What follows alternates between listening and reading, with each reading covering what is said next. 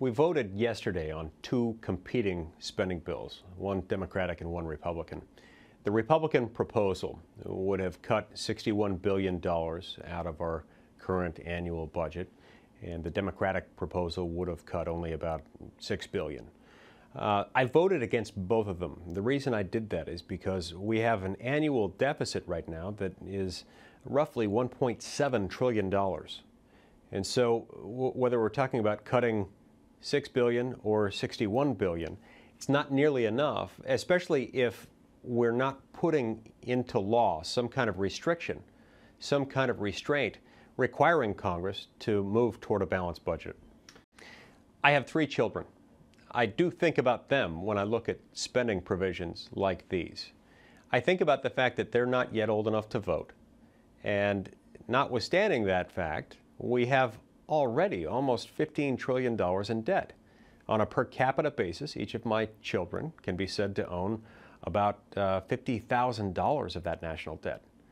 And so each time we add another, say, $1.5 trillion, we're adding about $5,000 to what each of my children owes. It's not just my children, it's every child in America. It's every young person who is not yet old enough to vote. It even includes people who are not yet born.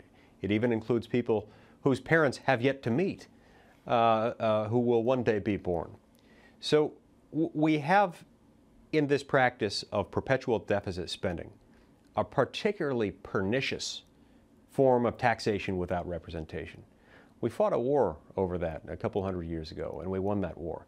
I think we need to abandon that practice. When you have an annual deficit approaching $1.7 trillion,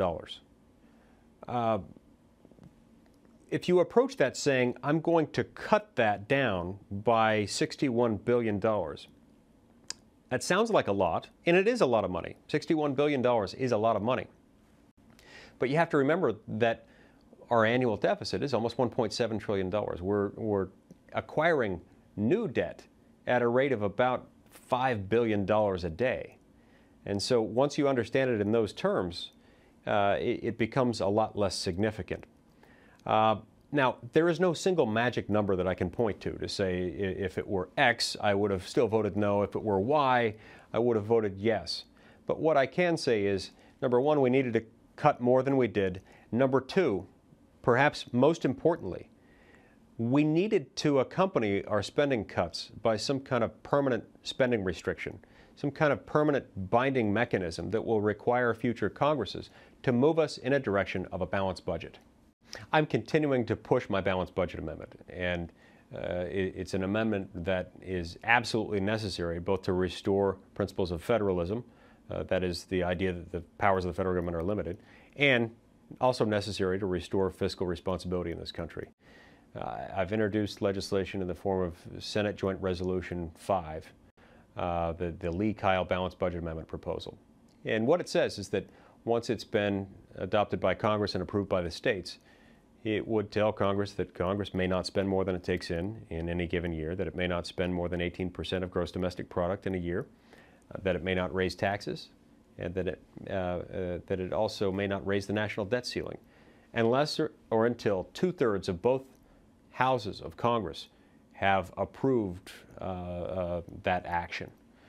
This is necessary because it's the only way we're going to stop this from happening. I'm also going to develop and support statutory analogs to that. That is, it takes a while to get a balanced budget amendment to the Constitution in place.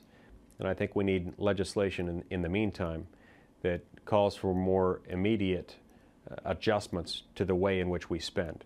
There are some proposals that have already been introduced. There are others that are being considered right now. I'm looking at each of those and may introduce my own legislation along those lines.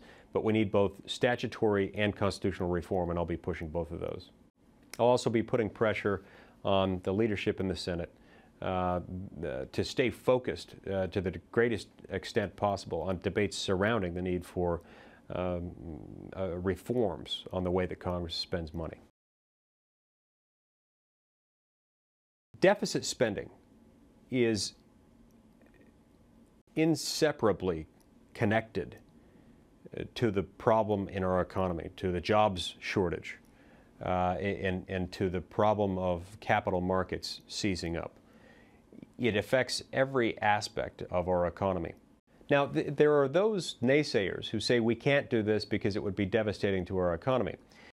Look, by the end of this decade, even according to the president's own optimistic figures, we'll be spending close to $1 trillion a year just to pay our interest on our national debt. That's more than we currently spend on Social Security. It's more than we currently spend on Medicare and Medicaid combined. It's a lot more than we currently spend on national defense.